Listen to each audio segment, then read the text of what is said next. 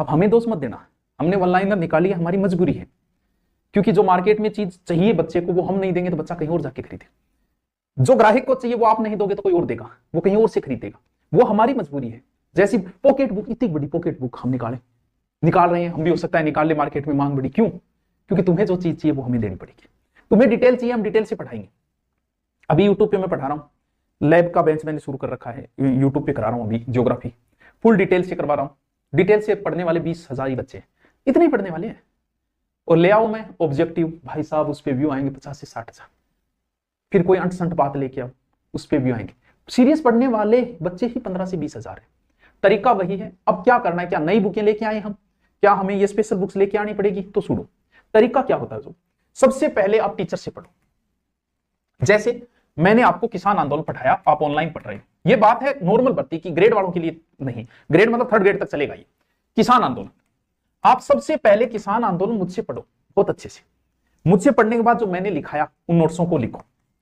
हमेशा आपके पास बाइंडिंग वाला व्हाइट रजिस्टर होना चाहिए। जब आपने मुझसे पढ़ा किसान आंदोलन तो सबसे पहले आप उसी को पढ़ो, उसी को सीरियस लो। जब ये आपके याद हो गया किसान आंदोलन, अब आप अपनी एक गाइड उठाओ। मैं नहीं कहूंगा किसान आंदोलन की स्पेशल बुक लाओ जो ऐसे ला रखी है प्रचार, नहीं। अब आप गाइड उठाओ, मेरे वाला आपको याद है, आप गाइड को पढ़ो।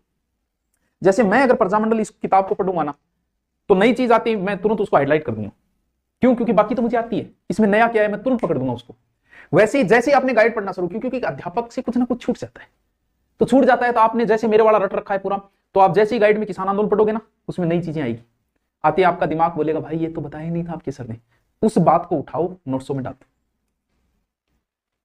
इससे बेहतर कुछ नहीं है, ये ग्रेड वालों के लिए नहीं। अब जब राजनीति से आप एस्ट्रेट बनना चाह रहे हो तो आपको पता होना चाहिए राजनीति के कौन से राइटर की बुक लानी चाहिए। आप भूगोल से हो तो आपके पास समेंदर सिंह होनी चाहिए। ये नहीं है कि आप भूगोल गाइड से भी काम चला रहे, नहीं, आप सब्जेक्ट के टीचर बन रहे हो। आप इतिहास हो तो सब्जेक्ट के बन रहे हो, तो राइटर्स की हिस्ट्री की बुक होनी चाहिए आपके पास, मुगल साम्राज्य, सल्तनत, पूरी बुक्स होनी चाहिए आपके पास, क्योंकि आप सब्जेक्ट के टीचर बनने जा रहे हो।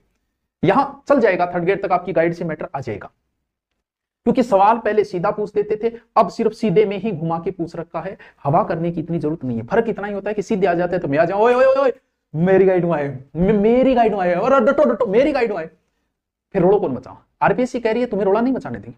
पहले अध्यापक बोलता था हाँ लिखो भाई, ये लिखो, ये हल्दी घाटी युद्ध की तारीख इंपॉर्टेंट है, एग्जाम में आएगी। आरपीएससी कह रही है तुम कौन हो रहे इंपॉर्टेंट बताने वाले? इंपॉर्टेंट डिसाइड तुम थोड़ी करोगे, इंपॉर्टेंट डिसाइड आरपीएससी करेगी। हम कहेंगे कि क्या इंपॉर्टेंट है क्या इंपॉर्टेंट नहीं है। काहे का इंपॉर्टेंट यार, जब एग्जाम में पूछा वो इंपॉर्टेंट होगी। कोई बात कभी इंपॉर्टेंट नहीं थी, 4 बार उसको पूछ लिया वो बात इंपॉर्टेंट होगी। तो इंपॉर्टेंट का डिसाइड आप नहीं करोगे, इंपॉर्टेंट का डिसाइड हम करेंगे।